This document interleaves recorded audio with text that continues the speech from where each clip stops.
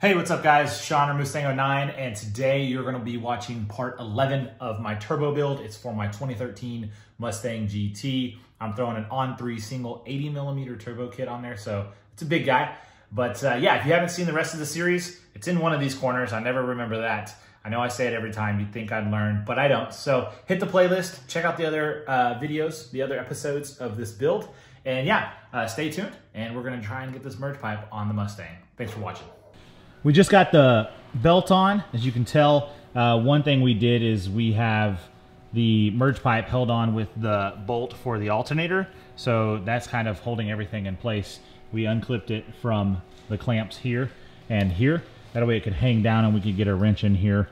It was a little tricky. Let me go down low real quick. It was a little tricky because, as you can tell, we have to bolt this bracket on for the merge pipe onto the alternator bolt here.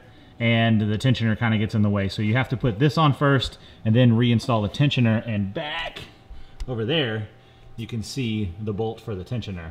So that makes it pretty tricky, but we were able to get it. It's not anything too crazy. We used a small ratchet, and then we used the ratchet that Joey's got to get the tensioner loose so that we could get the belt around it. But it's on. Now we get to put the merge pipe on and keep moving forward.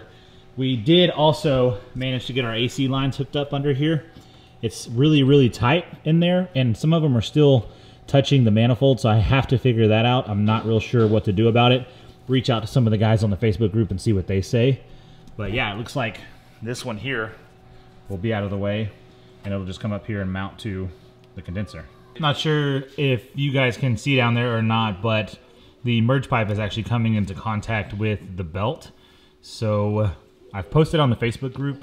There's a On3 Turbo Facebook page, and I'll actually link that down in the description below. It's super useful. A lot of guys with these kits, and all their kits, as a matter of fact, for all cars, all the Mustangs and F-150s and stuff. So some guys recommended me hitting it and putting a dent in it. So I'm gonna see if anybody else comes back with a better idea and see what we can do. But for now, we'll just keep moving forward. Seeing what we can get put on, and then obviously we'll have to take stuff off anyways, because that's not going to be a proper solution. We'll have to have a fix one way or another. So we'll see what that is, and I'll let you guys know. Well guys, I am leaving the UPS store right now. I dropped off the merge pipe. It's actually heading back to Ohio to the On3 boys. So we'll see what they say. It's going to get there on Friday, so they probably won't look at it till next week. They have a mock-up motor that they're going to try it on and see if they can find a solution for it. If not, then we'll have to take next steps, which I'm not sure if that's including a new pipe. My biggest concern right now is the ceramic coating. As you guys know, I've already coated it, and that piece is probably a couple $100 in ceramic coating. So we will see how all that handles. And if they find a solution, I'd be completely happy with that, that I don't have to get a new piece. But I'll keep you guys posted, and we'll go over more once I get back to the house.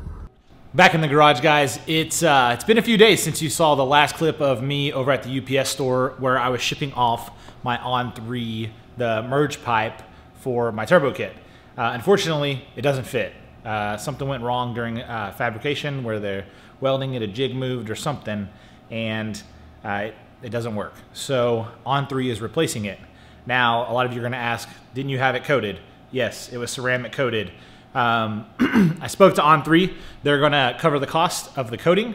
I have to get the part back in, go get it, and get it estimated for the coating, because when I got my coatings the first time around, they coated like a ton of the kit. So they don't know what the price was just for that one piece. So I have to go and get that one, get the cost for that, and send that over to On3.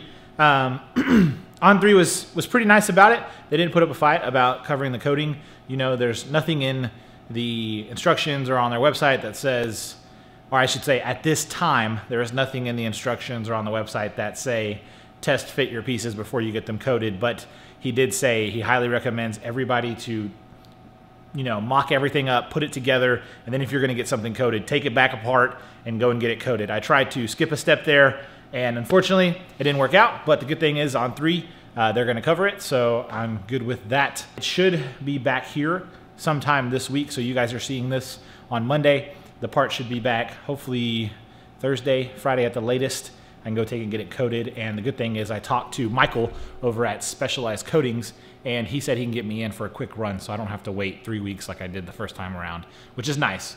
But the downtime on this is gonna be about 3 weeks overall. By the time I ship the part, get the part back, and get it in a coating, total time is about 3 weeks down from working on the car. So that's a huge bummer. I know a lot of you guys have been asking where the turbo build is. Currently it's on hold, and I apologize for that. Didn't really see this coming up. So once it's back, expect the kit to be full bore. We're going 100%, trying to get this thing installed. And you know, I would like to get a startup tune in it so I can get this braking miles on. Take advice from my experience, and don't get yourself in a rush. Don't be like, I have to finish it by this time. If you're doing that and this is your first go around, I don't know, I caution you from it, because things don't go the way they're supposed to go all the time, and you have to plan for that. Unless you have 24/7 access to something that's gonna, you know, change that outcome, then just plan on it to take a little longer than what you initially thought. I'm not too upset about it. You know, I do want the car back. Trust me, I miss driving my car. It's been great weather here in Texas. It is boost weather right now, so everybody's out driving their cars on Sundays, and I'm super, super jealous. But the rest of the kit's here. The car is kind of in the same spot it's been in, you know. One thing I am gonna do is I did buy brake pads for the front, so that way I can get a little more aggressive stopping power out of it. So I have these Hawk brake pads that I'm gonna be throwing in. Not sponsored, just did some research, and those seem like a pretty good one, so we'll see how they do. If you don't already follow me on social media, make sure to do that. That's how you can keep up to date on the build progress and everything. I've answered some questions over there for you guys, and you know, I always try and hang around and get you guys any answers back, or you know, we can chat over there. So all my social media is down in the description below, and make sure to give me a follow over there. For now, guys, that'll be it. Thank you so much for watching, and we'll catch you boys back here next time. Take it easy. Peace.